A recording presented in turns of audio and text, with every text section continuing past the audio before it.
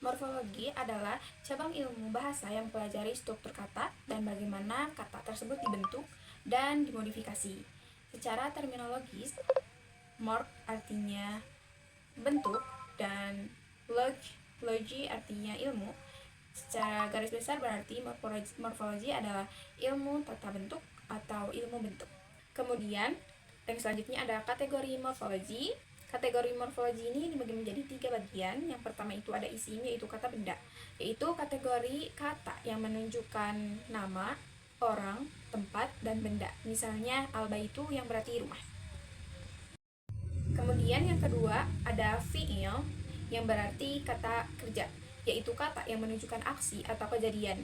Misalnya yaktubu yang artinya itu menulis. Kemudian yang ketiga ada harf atau kata partikel, yaitu kata yang tidak memiliki makna sendiri kecuali jika digunakan dalam kalimat. Misalnya min yang berarti dari. Kemudian struktur dasar kata dalam bahasa Arab. Yang pertama itu ada akar kata. Sebagian besar kata dalam bahasa Arab berasal dari akar kata yang terdiri dari 3 huruf. Misalnya kaf, ta, dan ba. Yang kedua ada derivasi kata. Dari akar ini, kata-kata susunan dapat dibentuk dengan menambahkan awalan, akhiran, dan sisipan. Misalnya, dari kata kaf, ta, dan ba, terbentuklah kata kitabun yang berarti buku dan katibun yang berarti penulis. Kemudian ada wazan. Wazan adalah pola kata. Definisinya yaitu pola atau struktur yang digunakan dalam membentuk sebuah kata dari akar kata.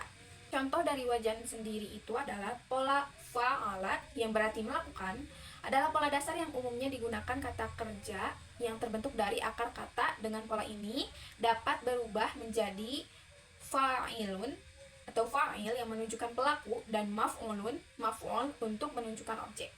Kemudian ada tasrif. Definisi tasrif itu apa sih? Tasrif itu adalah proses perubahan bentuk kata yang menunjukkan waktu, subjek, dan aspek gramatikal lainnya.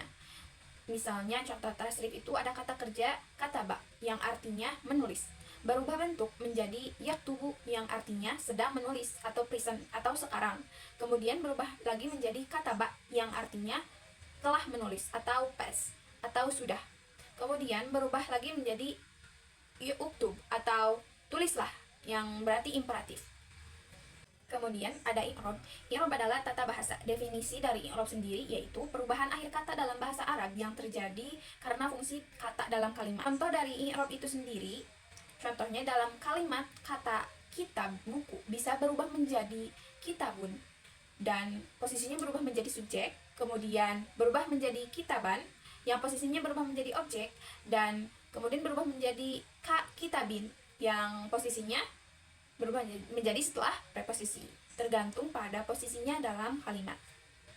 Kemudian, pentingnya dari penggunaan atau memahami morfologi ini sendiri, yang pertama itu ada penguasaan bahasa, yaitu pemahaman morfologi membantu untuk memahami teks Arab dengan lebih baik, terutama teks-teks klasik seperti Al-Quran dan Al-Hadis. Kemudian yang kedua ada komunikasi yang efektif. Dengan memahami bentuk kata, seseorang dapat menggunakan bahasa Arab secara lebih tepat dan bervariasi dalam percakapan sehari-hari.